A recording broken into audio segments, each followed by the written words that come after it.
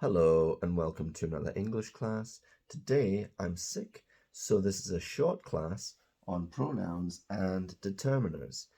And it may seem simple, but there are lots of people who make mistakes with these words, particularly native English speakers.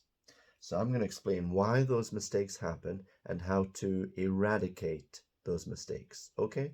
We're going to look at subject pronouns, object pronouns, possessive determiners, and reflexive pronouns. So, first person singular, subject pronouns.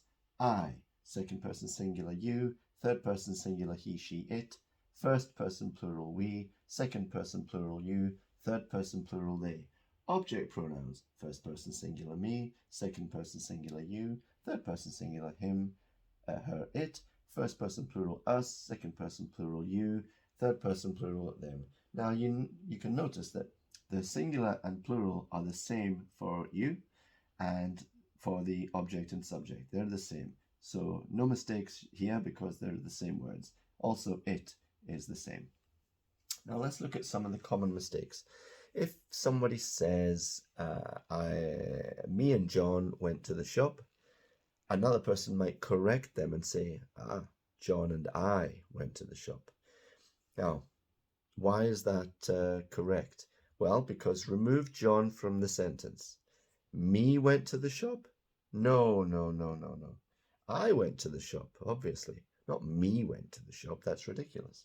So remove the named person, John, Louisa, my cousin, my colleague. Remove them from the sentence and see how the sentence sounds. Does it sound right or does it sound really, really, really wrong?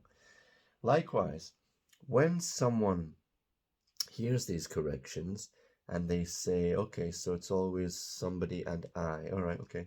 So she visited John and I. No, no, no, no, no.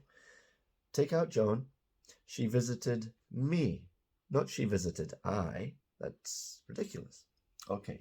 And these are very common mistakes with native English speakers too. So if you're not a native English speaker and you make these mistakes, don't feel too bad because native English speakers have problems too.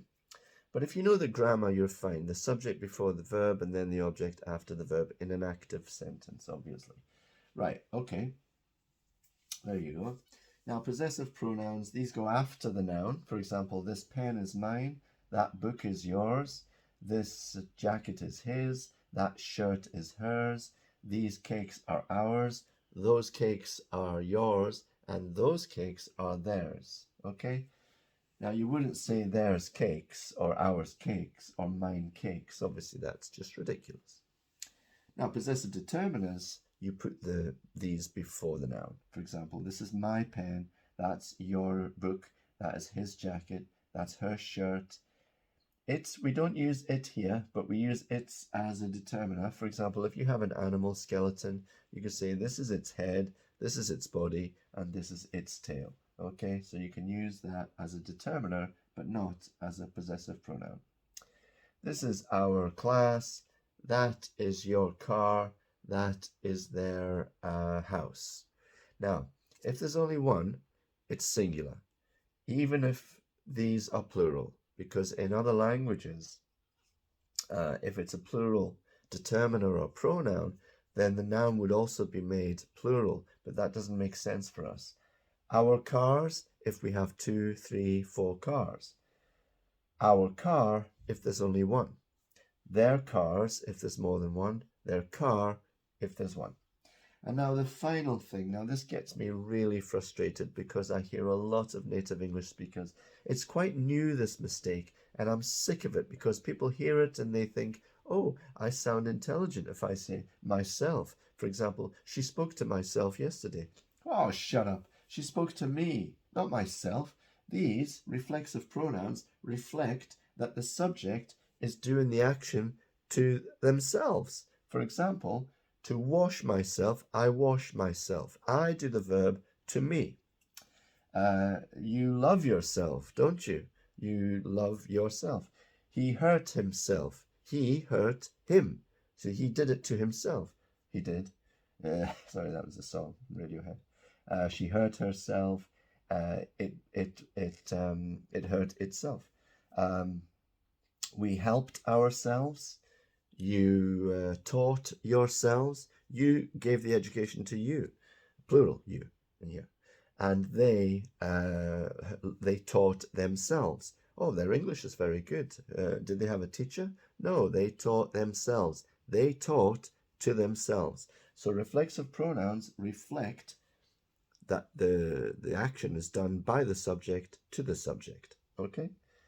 If you say she helped myself, come on now, don't be silly. She and me are different. So she helped me, not she helped myself. It happens far too often. So if you're learning English, please focus on this. And if you're a native English speaker, please fix yourself. Okay, sorry. I'm sick and I'm angry. Okay, I'm a cantankerous sick person. Okay, for third person singular, now this is usually a surprise to people. For a third person singular person whose gender is unknown, we use the plural pronouns and determiner. They, them, their, and the singular themselves because it's third person singular. So we don't say him or her because we don't know if it's him or her. Let me give you an example. Somebody called. Oh, really? What did they want? I don't know if it was a man or a woman. What did they want? They wanted to know, oh no, it's an email. Let's say an email. That's better because then nobody knows what the gender is. Say it was signed Chris. Well, Chris could be Christina or Christopher, okay? It could be a man or woman, or maybe no name. Someone sent an email. What did they want? What did they ask? They wanted to know if we could help them with their application. I told them to do it themselves. Okay, so there you go. Somebody came to my house. I heard footsteps of one person, but I didn't see them. But they left their card under my door. Okay, so when it's a third person singular, unknown gender, we can't say what did he want, but we don't know if it was a man. What did she want? We don't know if it was a woman. So we use third person plural, and this themselves. Not that's obviously the plural for plural people, but this is singular. You see, so it's themselves. But only when we're using, we don't know the gender of the person, so we can't say he or she or him or her. So we use the third person plural and the singular themselves. Okay, that's the class for today. Thanks for watching. I hope you enjoyed it. Please subscribe to the channel, please, and leave a like. That's very kind. I appreciate that. Share this with anyone learning English, particularly native English speakers, and